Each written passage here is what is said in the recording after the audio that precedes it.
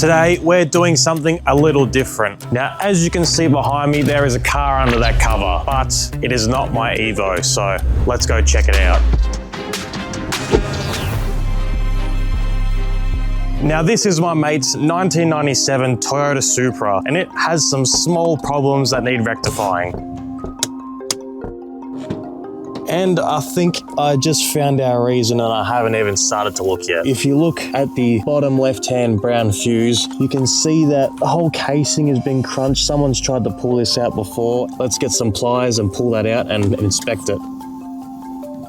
Now, I was spot on with this fuse. If you can see the top there, but it is all corroded. There's oxidization on the actual fuse itself. This is actually the fuse for the passenger windows. We'll go and get another one and put it in. The first thing I wanted to tackle was the electrical side. So I installed a new set of OEM fusible links. Once they were fitted, it was time to see if anything got brought back to life. Still hasn't fixed it. Looks like I'm gonna have to do some more inspecting. Actually, just checked this, and what is actually happening is the door switch. It only goes down. Well, if you play with it, you jiggle it a little bit, give it a little tease. Bingo! Not only was the fuse blown and corroded, but it's also going to need a new door switch, so we'll get one of those ordered for part 2 of this video. Now, I did get a little curious as to what exactly was going on with this passenger window switch. As you can see, there's no button sensation up in the top to put the window up. And then I went and found the connector, and someone's back probed it, damaged the wires previously by trying to test why it's not working. And then I found that the connector was broken. I pulled that out, and someone's had a fair old crack at this connector before. They've broken the surrounding casing. Definitely this switch is faulty,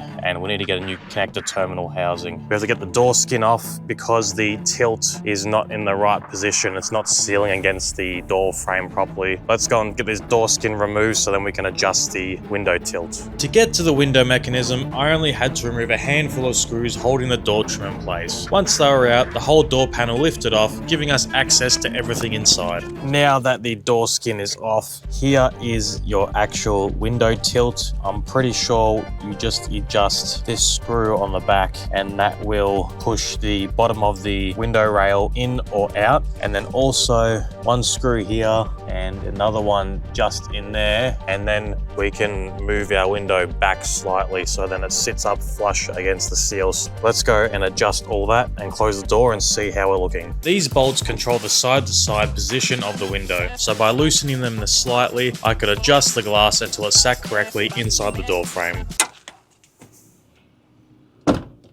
All right, we're already looking a heap better. That's more even, and it's sealing all the way around the top, straight down across. All that's left with this particular concern, I think, is to tilt the window. All the tilting the window does is it brings this top bit in more, so then it sits up into the seal properly and seals nice and flush.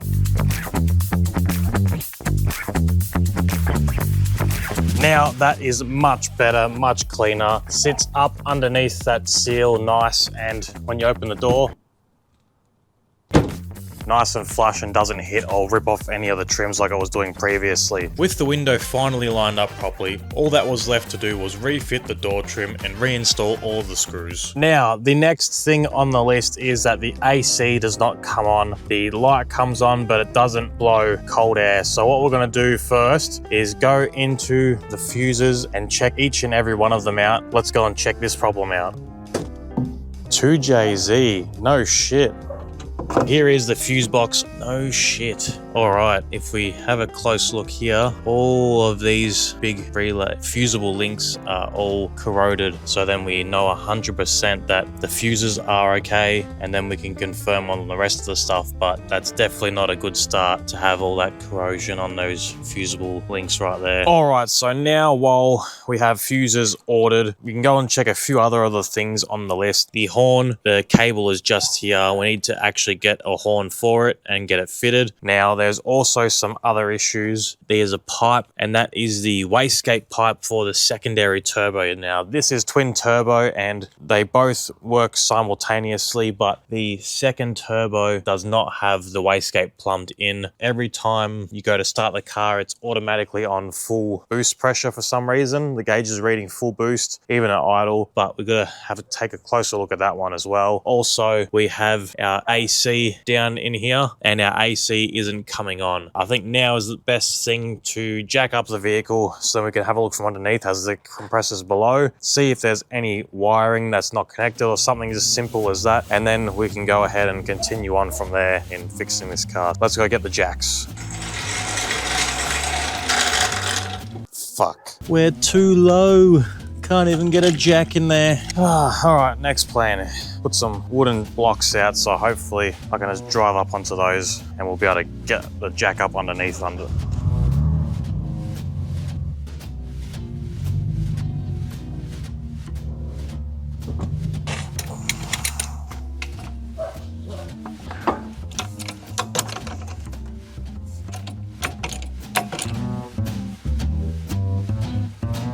Now, because this car's so low, I can't even get any stands under here. So it's probably not the best to be climbing around underneath the car at this stage. Might have to get a bigger jack. Instead of worrying about anything at the front for the moment, until we get those relays, and then we can go around and try and sort out, and hopefully that clears some of the other issues we have inside the vehicle. Then what we did is we went around to the back and jacked up the rear of the vehicle as there's a lot more room under the back here. And then also we were able to put stands. Now, a few of the concerns were that the diff bushers were buggered, and sure enough, this one's got a massive crack along the bottom of it. The other one doesn't look too bad, but while you're doing one, you may as well do them both at the same time. Next, we made a quick trip to the parts store to grab the remaining fuses for the engine bay. Back at the car, it was simply a matter of swapping them all over.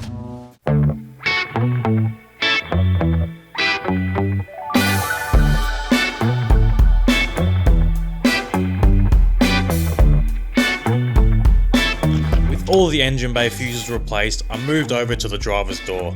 Since the window still wasn't working, it was time to pull the trim off and inspect the window switch assembly. It didn't take long to spot the problem. The circuit board had overheated and the solder had actually melted, which explained why the switch had failed. That meant that this switch assembly was needing to be replaced as well. To investigate the folding mirrors, I removed the speaker and its mounting plate so I could get access to the mirror wiring hidden inside the door. I started by checking the wiring with a multimeter to ensure that all the correct signals were reaching the mirror. Everything tested exactly as it should, which told me that the fault had to be inside the mirror itself, so I pulled it apart to take a closer look. This mirror is off. You can clearly see down inside the mirror here that it is not an electronic mirror. Now, if it was, it would have a motor in here from what I've read up, that the motor actually sits in this housing here, and this does not have that, which sort of makes you question, did he maybe buy a lemon, or did the guy screw him over and scammed him with this car? We have a few other things to check out, so let's take a look at what's next. The heater box was not working either, and we quickly did some tests on the module on the side of the stepper motor, and we were getting no signal whatsoever from this HVAC unit. I removed the dash panels previously, and here is our unit. So all we have to do is just unplug it, and as you can see already, this thing is not looking good. As soon as I opened it up, the problem became obvious. Someone had previously attempted a bit of a Frankenstein wiring to bypass the failed diodes on the circuit board. It may have worked at one stage, but it certainly wasn't working anymore, so this would also need to be replaced. So as you could see from that HVAC unit, it was very much perished, and we are going to need a new one. I think someone's tried to fix it in the past and maybe had the same issue, and they've gone and trying to bypass the faulty relays in the back of the circuit board or the diodes, and they've run into this issue. They might have got it working for a bit, but obviously those diodes are burnt out now, so we will need to get a new one of those ordered. But luckily we can still test if the aircon is working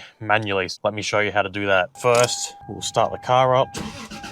Make sure that the AC button is switched on. The next issue is the air conditioning. This relay controls the AC clutch, so by removing it and manually jumping the terminals, I could confirm whether the fault was in the relay or if it was something else in the system. As you can see with that little trick, we just bridged those two wires, which is the switch from the relay, and the AC is working. As far as I'm concerned, I think the whole system is working. I think we're just going to have the issue is going to be with this HVAC unit. I've sent a big list to my mate and he's going to have to go and sort it out. And then once we have the parts, we'll do that in part 2 because it's going to be a pretty big list of stuff to fix on this car. But I hope you guys enjoyed this video. Make sure you drive safe and I hope to see you in the next one. Fuck.